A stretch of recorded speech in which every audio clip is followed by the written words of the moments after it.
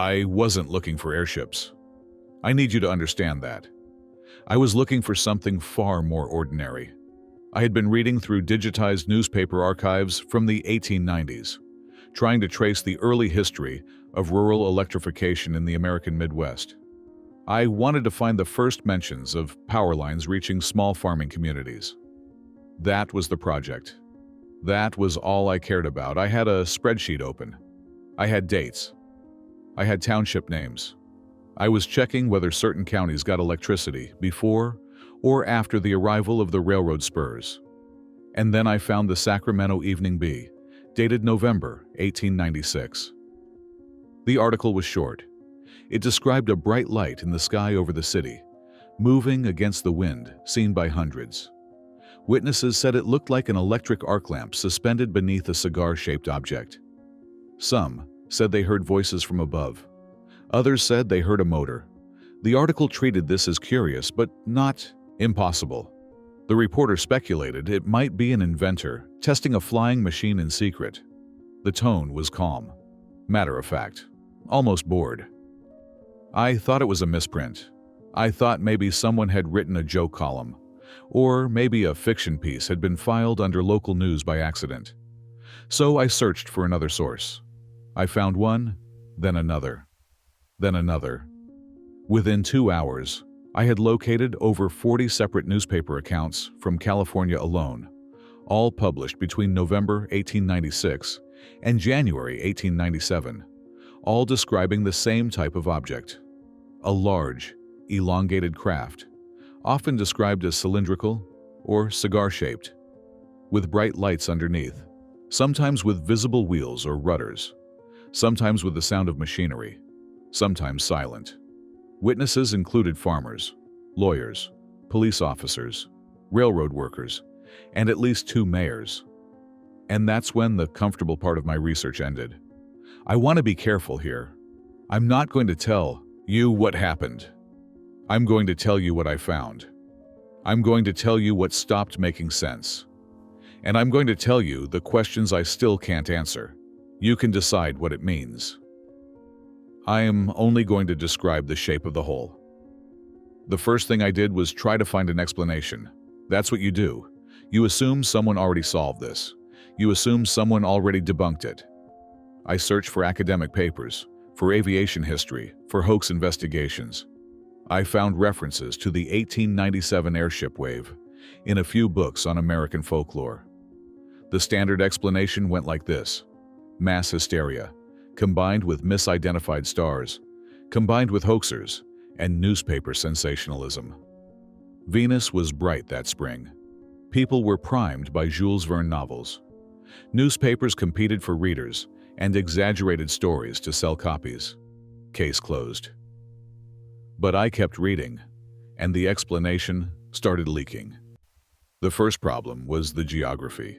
The sightings didn't cluster around one city or one newspaper.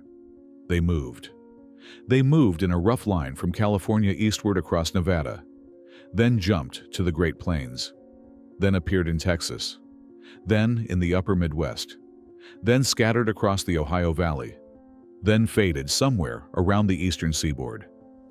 This progression took about 5 months. It looked less like hysteria spreading through rumor, and more like something physically traveling. The second problem was the descriptions. I expected wild variation if people were making things up or misremembering. I expected some people to see wings, some to see balloons, some to see glowing discs, some to see angels. But the descriptions were consistent in ways that felt mechanical. Witnesses in different states, who couldn't have coordinated, described the same features: an elongated body, a light or lights below, something resembling a cabin or gondola, and often a sound like an engine. The language varied, but the shape didn't. The third problem was the witnesses themselves. These weren't anonymous tips. These were named individuals, interviewed by local reporters, often quoted at length. A railroad engineer in Nebraska, a constable in Texas, a schoolteacher in Illinois, a telegraph operator in Iowa. Their accounts were printed with their names and sometimes their addresses. Some of them gave follow-up interviews days later, Some of them signed affidavits. They weren't telling campfire stories. They were making statements they knew their neighbors would read. And the fourth problem was the photographs. I found references to at least 3 photographs taken during the wave. I couldn't locate the originals.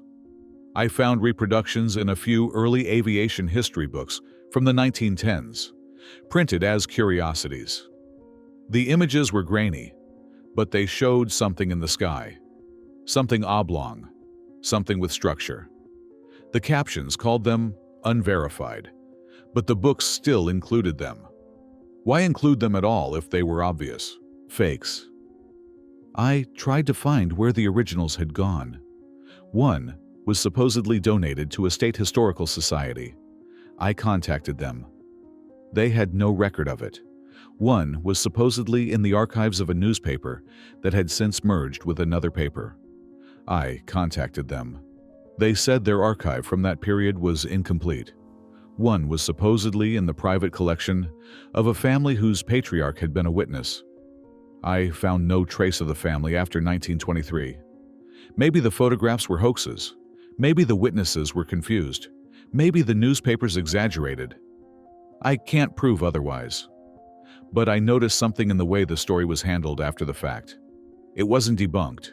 It was absorbed. It was filed under folklore and moved on from. No major investigation. No extended follow-up. No congressional inquiry, despite thousands of sightings across multiple states over several months. The story simply stopped being news, and I started wondering what happens to things that stop being news. Let me describe the institutional handling, because this is where the texture changed for me. By the spring of 1897, the airship sightings had spread far enough that several state governors were asked about them in press conferences. The responses followed a pattern. They acknowledged that reports had been received. They suggested the matter was curious but not urgent. They deferred to local authorities. One governor in the Midwest was quoted as saying the sightings were probably the work of an inventor who preferred secrecy, and that the public should respect that privacy. No names were given. No follow-up questions were recorded. The topic moved on. Several universities at the time had astronomy departments tracking celestial events. A few professors were asked for comment. Their responses also followed a pattern. They suggested witnesses had seen Venus, or a meteor, or atmospheric refraction. They didn't address the mechanical sounds. They didn't address the movement against the wind. They didn't address the sightings that occurred on overcast nights when Venus wasn't visible. They issued statements that closed the question without answering it. The War Department was reportedly contacted by at least one newspaper editor, asking whether the military was testing secret craft. The response, according to a wire service story I found from April 1897, was brief. The department had no knowledge of any such tests and no further comment. The story ran once. I couldn't find it referenced again. This is the pattern I want you to see. Not conspiracy, not coordination. Something simpler. Something that looks like bureaucratic discomfort. You acknowledge the phenomenon exists. You offer a plausible-sounding alternative. You move on. You don't investigate. You don't allocate resources. You don't ask what happens if the plausible alternative is wrong. You let the question age out of relevance. And eventually the question becomes historical trivia, something children ask about and adults shrug off. But the objects kept being seen, and the newspapers kept printing witness accounts, and no inventor ever came forward. This is the part that should have made more noise. Every theory about the airship wave assumes some secret inventor was responsible. A man with a workshop, a man with funding, a man with a vision. The newspapers of the time speculated endlessly about who it might be. They named candidates. They printed rumors. They described rival inventors racing to be first. But not one of those candidates ever claimed credit. Not one of them ever produced a working craft for public demonstration. Not one of them ever filed a patent that matched what witnesses described. The Wright brothers wouldn't fly until 1903. Their craft looked nothing like what people saw in 1897. It was a fragile biplane with a wingspan of about 40 feet. The airship witnesses described something closer to 200 feet long, enclosed, with an engine capable of sustained flight over long distances. The technology gap is enormous. The gap in time is less than 7 years. No intermediate prototypes have ever been found. No workshop records. No supplier invoices. No letters between collaborators. Nothing. I started looking for the physical evidence. The reports from 1897 occasionally mentioned landings. Witnesses claimed the airship had touched down in fields, usually at night, usually briefly. A few accounts described the crew. One farmer in Kansas said he spoke with a man who descended from the craft and asked for water. Another in Texas said he saw figures moving around the object, repairing something. These accounts were printed in local papers, often with skepticism, but they were printed. They weren't buried. And then I found the anchor incident. In April 1897, a newspaper in Iowa published a story about a local farmer who claimed that an airship had passed low over his property and that an anchor, dragging from a rope beneath the craft, had snagged on his fence. He said the anchor was made of metal, heavy, and of unusual design. He said the craft struggled to free itself, and eventually the rope was cut from above, and the anchor fell to the ground. The farmer reportedly kept the anchor. The newspaper printed his name and his farm's location. I tried to trace the anchor. I found no museum records of it. I found no auction records. I found no photographs. I found a single follow-up article 3 weeks later in a different paper that mentioned the anchor had been examined by local authorities and that the matter was considered closed. No description of what the authorities concluded. No explanation of where the anchor went. The farmer's name appears in census records for 1890 and 1900. But I can't find him after that. Maybe he moved. Maybe he died. Maybe his descendants exist and have the anchor in a barn somewhere. I don't know.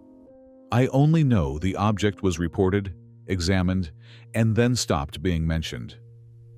And this is where I started measuring.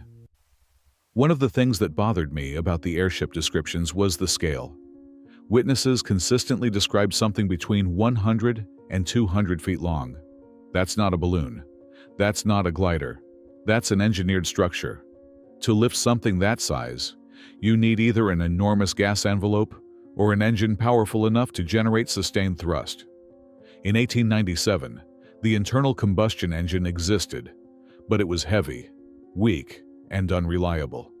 Steam engines existed, but they were even heavier.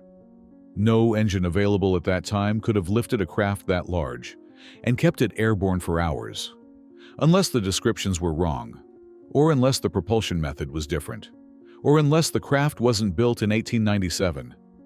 I started looking at the architectural descriptions more closely. Some witnesses mentioned windows, rows of windows along the sides. That implies an interior space large enough for passengers or crew. Some mentioned a cabin beneath the main body, with visible occupants.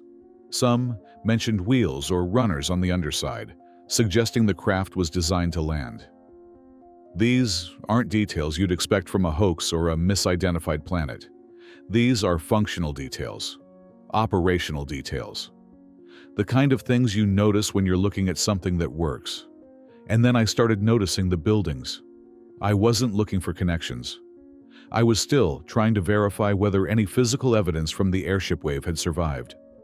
I was searching through archives of photographs from the 1890s, trying to find images of the period that might show something in the sky. I didn't find airships, but I found something else. I found buildings, not just any buildings, massive civic structures, courthouses, post offices, train stations, city halls, buildings that appeared in small towns across the Midwest and the South, built in the decades before and after the Civil War, featuring stonework that looked far too elaborate for their locations. I noticed the doors first. The doors were enormous, 15, 18, sometimes 20 feet tall. The windows were scaled to match. The ceilings inside were often 30 or 40 feet high. The staircases had steps that were too tall and too deep for comfortable climbing.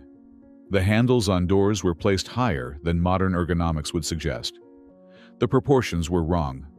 I know the standard explanations: grandeur, civic pride, intimidation of visitors, ventilation before air conditioning, display of wealth.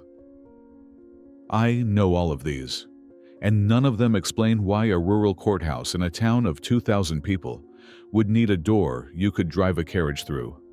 None of them explain why the ceiling heights are consistent, even in back hallways and storage rooms where no visitors would ever go.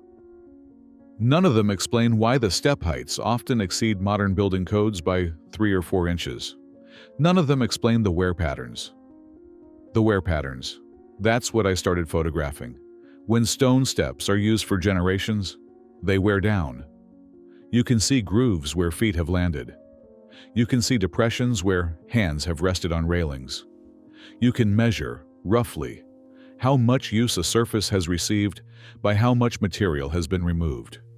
And what I found, in building after building, was wear that didn't match the official age of the structures.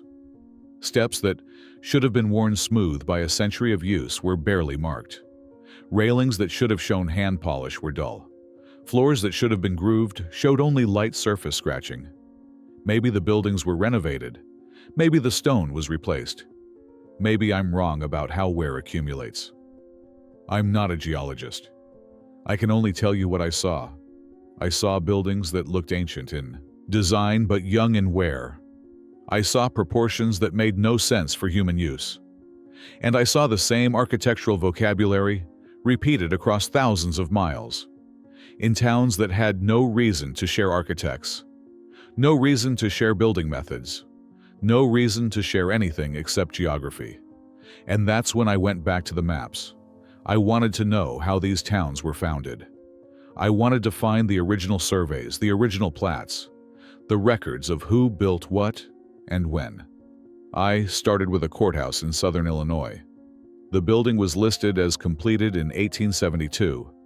The town's founding date was listed as 1836. The population in 1870 was listed as under 5,000. I found the original land survey from 1824. It described the terrain. It described the waterways. It described the location of existing structures. Existing structures. In 1824, I checked the survey again. The language was clear.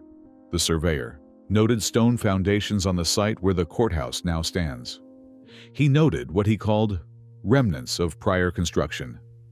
He noted that local residents referred to the site as an old meeting place but could not say who had built it or when. The survey was filed with the state land office. It was not a secret document. It was a routine government record, and it described infrastructure that predated the town's official founding by at least 12 years. I started looking for similar surveys in other states. I found them. Not everywhere, but often enough to form a pattern. Surveyors in the 1820s and 1830s, mapping territory for settlement, noted existing roads, existing foundations, existing stonework. They noted structures they couldn't explain.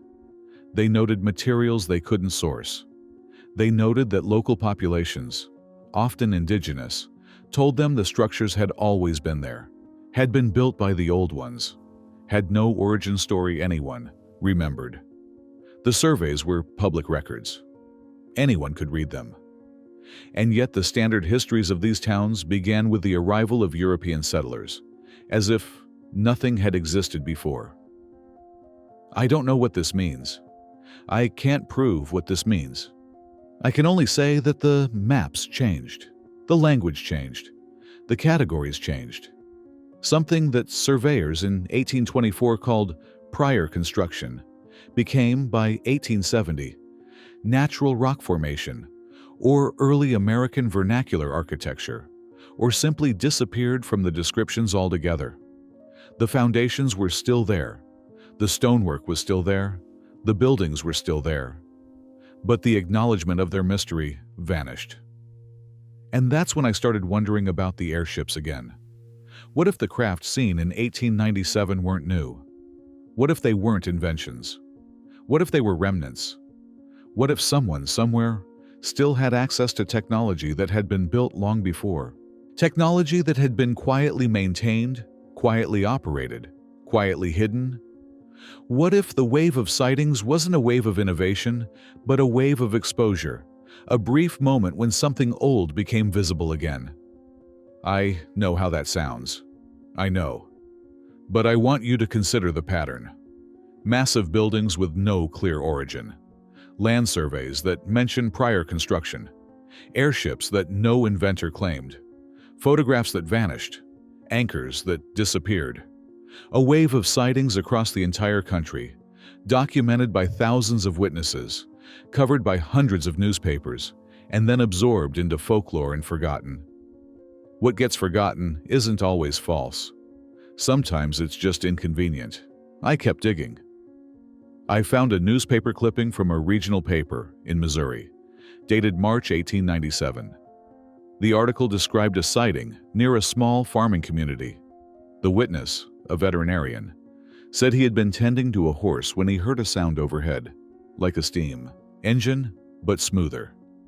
He looked up and saw a long, dark shape passing against the stars. He said it had lights at the front and back, and smaller lights along the sides, like windows. He estimated its length at about 150 feet. He said it moved slowly, deliberately, and made no attempt to hide. He watched it for almost 10 minutes before it passed out of sight to the east. The article included a detail I hadn't seen elsewhere. The veterinarian said that as the craft passed, he noticed markings on the underside. He described them as symbols or letters, arranged in a row, illuminated faintly by the craft's own lights. He couldn't read them. He said they didn't look like English. He said they looked old. I searched for other witnesses who mentioned markings. I found two more. One in Nebraska, one in Oklahoma. Both described symbols. Both said the symbols were unfamiliar. Neither provided drawings. The articles were short. The details were treated as curiosities. And then they were forgotten. I want to be careful here. I'm not saying I know what those symbols were. I'm not saying they prove anything. I'm saying they were reported. I'm saying multiple witnesses, in different states, with no apparent contact, described the same unusual feature. And I'm saying that if you were going to invent a hoax, you wouldn't add mysterious symbols. You'd keep it simple. You'd say it looked like a balloon, or a kite, or a lantern. You wouldn't describe something that made your story harder to believe, unless you weren't inventing it. Unless you were describing what you saw. I started looking for physical evidence again. I focused on the landing reports. There were at least a dozen accounts of the airship touching down. Sometimes briefly, sometimes for hours. Witnesses described the crew. They described the machinery. They described conversations. And in a few cases, they described objects left behind. One account from Kansas mentioned that the airship had discharged ballast before taking off. The witness said he found metal fragments in his field the next morning. He collected them. He showed them to his neighbors. The local paper printed a brief notice, and then nothing. No follow-up, no analysis, no record of what happened to the fragments. Another account from Nebraska mentioned that the airship had apparently repaired itself during a landing. The witness said he saw the crew working on the underside of the craft, using tools that glowed. He said they discarded something, a piece of material he couldn't identify. He picked it up after they left. He said it was light, rigid, and slightly warm. He said it had a texture he'd never felt before. He kept it. He showed it to friends. And then the record stops. I couldn't find these objects. I searched auction records. I searched estate sales. I searched museum donation logs from the relevant counties. Nothing. Either the objects were never real, or they were collected, or they were lost, or they were taken. I don't know which. I only know they were reported, and then they weren't. This is the part that keeps me awake. Not the sightings, not the buildings, not the maps, the objects, the physical traces, the things people claim to hold in their hands, to show their neighbors, to keep in their homes. Where did they go? I found one more account. This one was different. It was from a journal, not a newspaper. A private journal kept by a pharmacist in Central Texas, donated to a local historical society in the 1940s.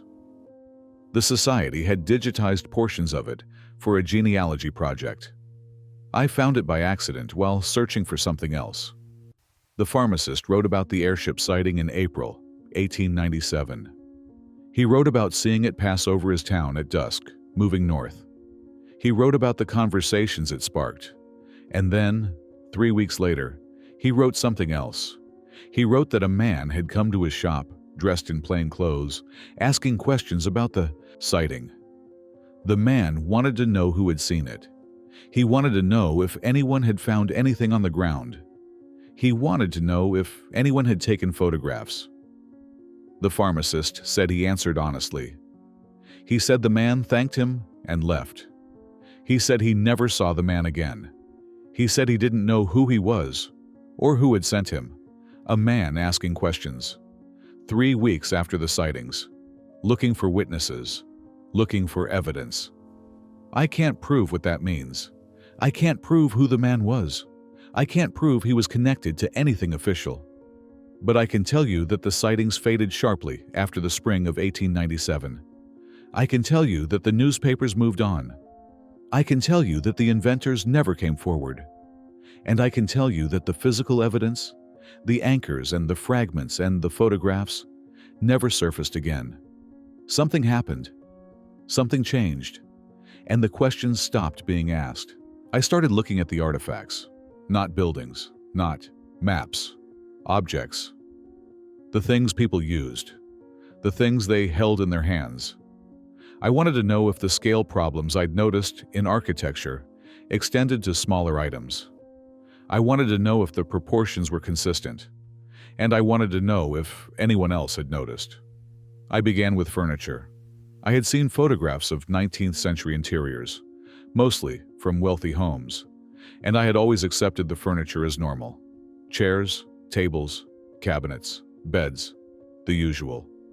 But now I looked more closely. I measured. I compared.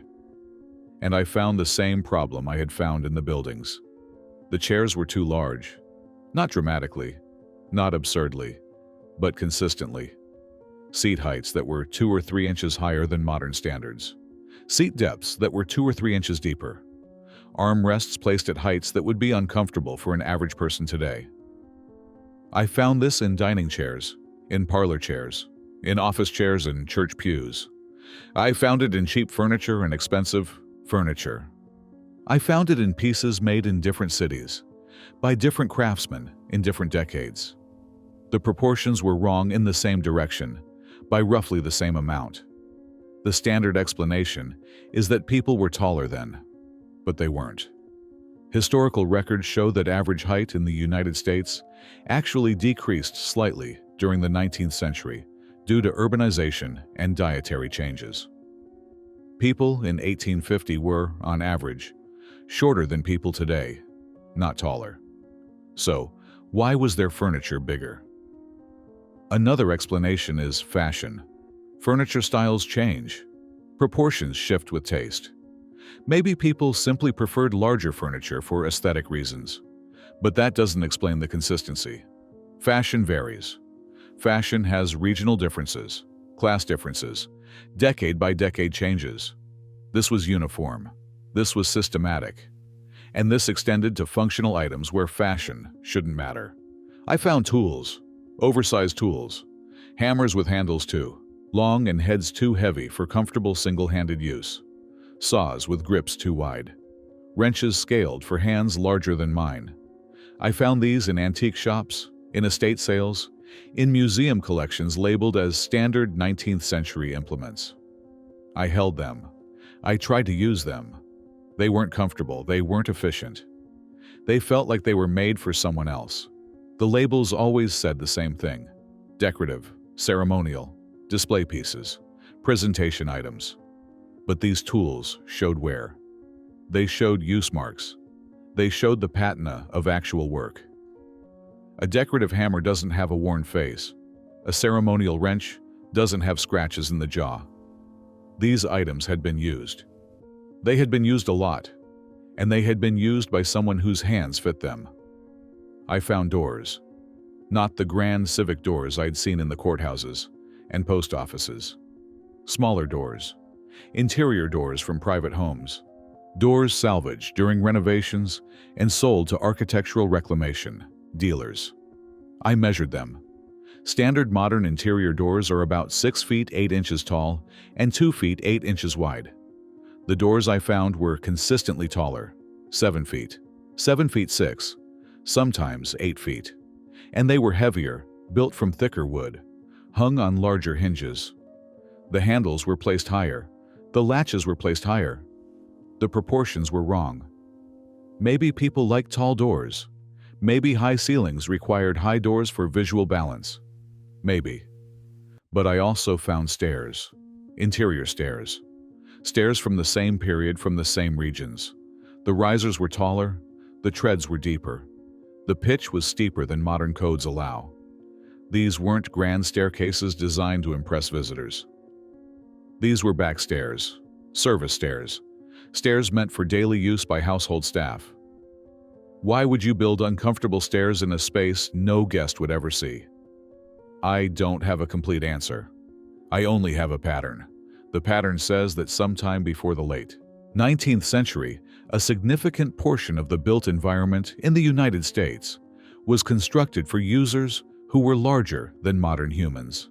Not giants, not mythological beings, just people who were taller, broader, and stronger than we are. People whose hands fit those tools. People whose legs fit those stairs. People whose bodies fit those chairs. And then the pattern changes. By the early 20th century, new construction shrinks. Doors get shorter, ceilings drop, furniture scales down. The adjustment happens gradually, over 2 or 3 decades, and by the 1920s, everything looks normal. Everything fits. And the older structures, the older objects, become antiques, curiosities, relics of a more ornate era. The explanation becomes style, not function. And the questions stop. I went back to the airships. If the built environment suggests a different population, what does that mean for the technology? If someone built those buildings, someone operated those machines, someone made those tools, then someone might also have built the craft seen in 1897. Not invented, not designed from scratch, maintained, operated, used. I found a report from a newspaper in rural Arkansas, dated April 1897. The witness was a blacksmith. He said he had been working late when he heard a noise outside his shop. He went out and saw the airship descending into a field about a quarter mile away. He walked toward it. He said it took him almost 15 minutes to reach it because it was farther than it looked. When he arrived, he found 3 men standing beside the craft, speaking to each other in a language he didn't recognize. He said they were tall. He said they wore simple clothing like work clothes, but of unusual material. He said one of them noticed him and raised a hand, not in greeting but in warning. He stopped. He watched. After a few minutes, the men climbed back into the craft, and it rose slowly, silently, and moved away to the north. The blacksmith's account was printed in the local paper. It was reprinted in a regional paper 3 days later. And then it vanished. I couldn't find any follow-up. I couldn't find any investigation. I couldn't find any record of anyone asking the blacksmith to describe the men in more detail, to describe the craft in more detail, to show where the landing had occurred. The story appeared once and disappeared. But I noticed the detail about the men being tall. I searched for other landing accounts that mentioned the crew. I found 7. In 5 of them, the witnesses described the occupants as unusually tall. Not monstrous, not inhuman. Just tall. Taller than the witnesses. taller than seemed normal. Maybe they were standing on something. Maybe the witnesses misjudged from a distance. Maybe tall people are more likely to become airship pilots, whoever they were. I can't prove anything. I can only point to the pattern. The buildings are too big. The tools are too big. The furniture is too big. And the airship crews were tall. I started looking for records that had been changed. This is delicate territory. I'm not saying anyone committed a crime. I'm not saying anyone coordinated a cover-up. I'm saying that the way we categorize things affects what we can think about them. And I'm saying that some categories seem to have shifted. I found an old encyclopedia, published in 1889. It had an entry for aerial navigation. The entry described the theoretical principles of lighter-than-air and heavier-than-air flight. It described historical attempts at flight, including balloon ascensions in France and glider experiments in Germany. And then it mentioned something I hadn't seen elsewhere. It mentioned persistent reports of navigable craft observed over various territories, origin unknown, nature disputed. It cited no sources. It offered no explanation. It simply noted that such reports existed and that their nature was disputed. I looked for the same entry in later editions of the encyclopedia. The 1899 edition had the entry, but the sentence about persistent reports was gone. The 1909 edition had rewritten the entry entirely, focusing on the Wright brothers and their successors. The reports were no longer mentioned. They had been edited out. Maybe the editors decided the reports weren't credible. Maybe they decided the topic was too speculative for an encyclopedia. Maybe. But I noticed that the deletion happened after the 1897 wave. The reports were mentioned before the wave. They were removed after, as if the wave had made the topic more sensitive, not less. I found similar patterns in other reference works. Gazetters that mentioned unusual structures in certain territories, then stopped mentioning them. Atlases that showed certain roads or features, then removed them in later editions. Catalogs of natural curiosities that included certain formations, then reclassified them or dropped them entirely. The changes were small. The changes were incremental. And the changes always moved in the same direction, toward less mystery, toward more conventional explanations, toward closure. I want to describe one specific example, because it stayed with me. I found a geological survey from 1871, conducted in a Western territory that was still being mapped. The survey described the terrain, the mineral deposits, the water sources, standard government work. But it also included a section on anomalous features.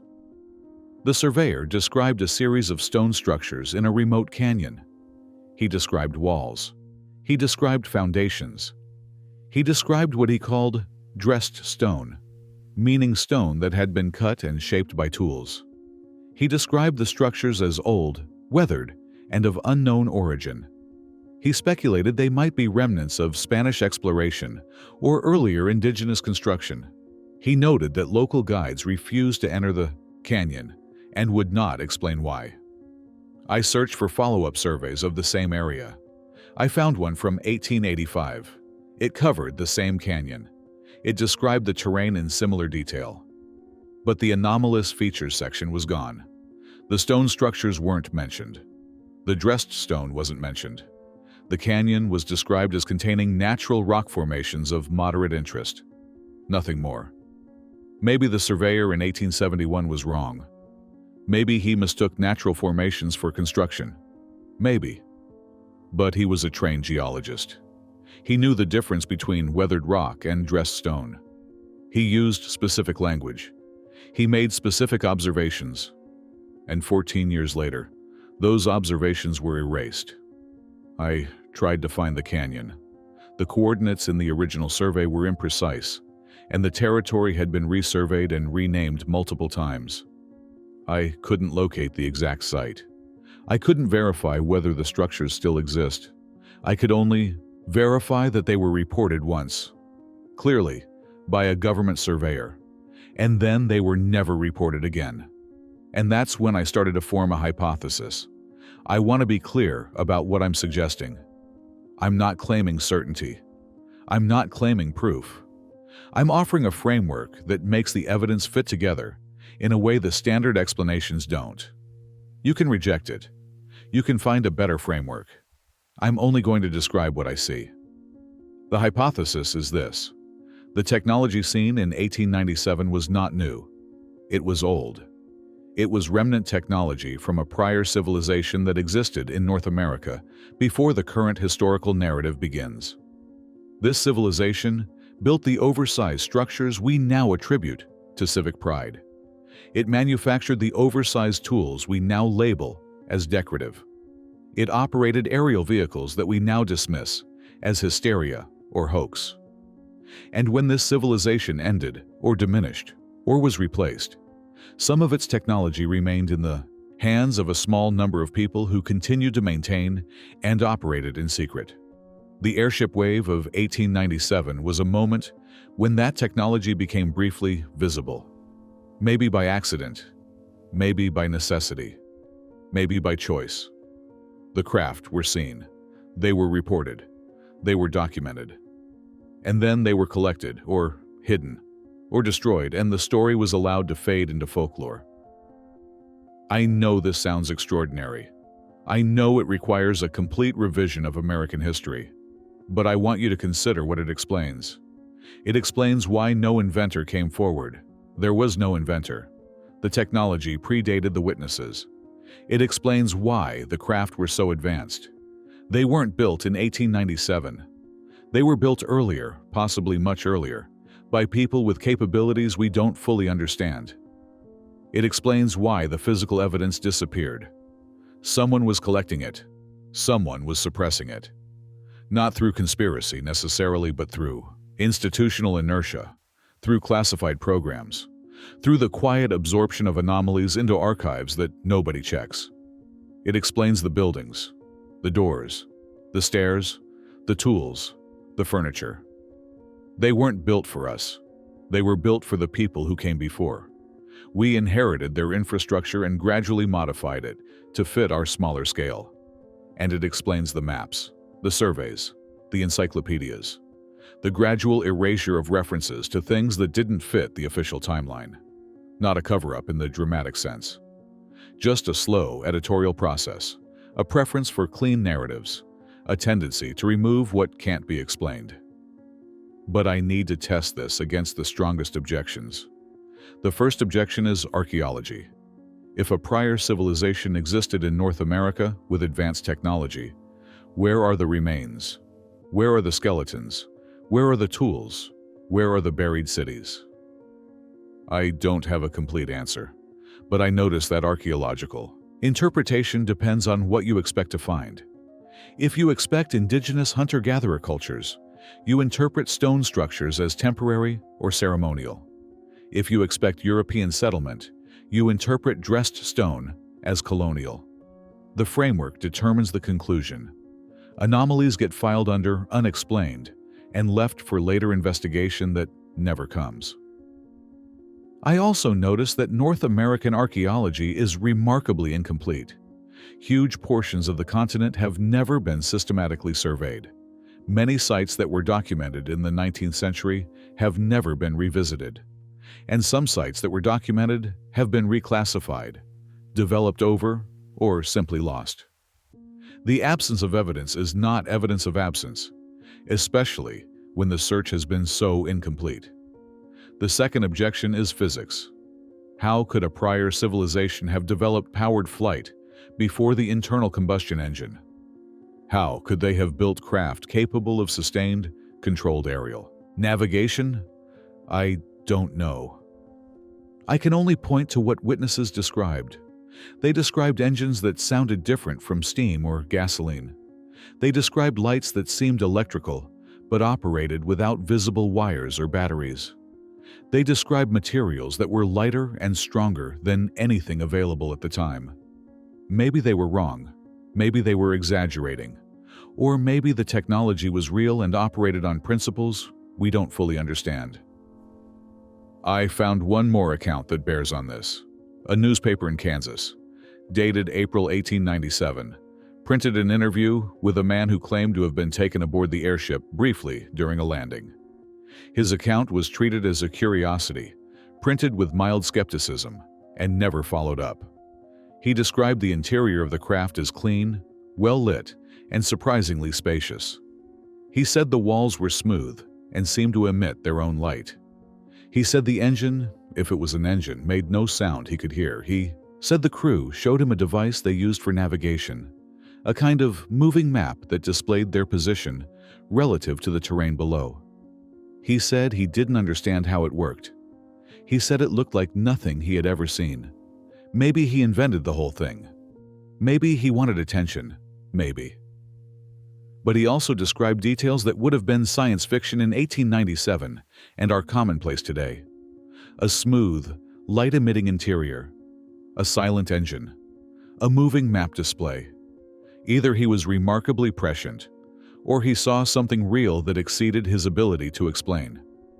The third objection is motive. Why would anyone suppress evidence of a prior civilization?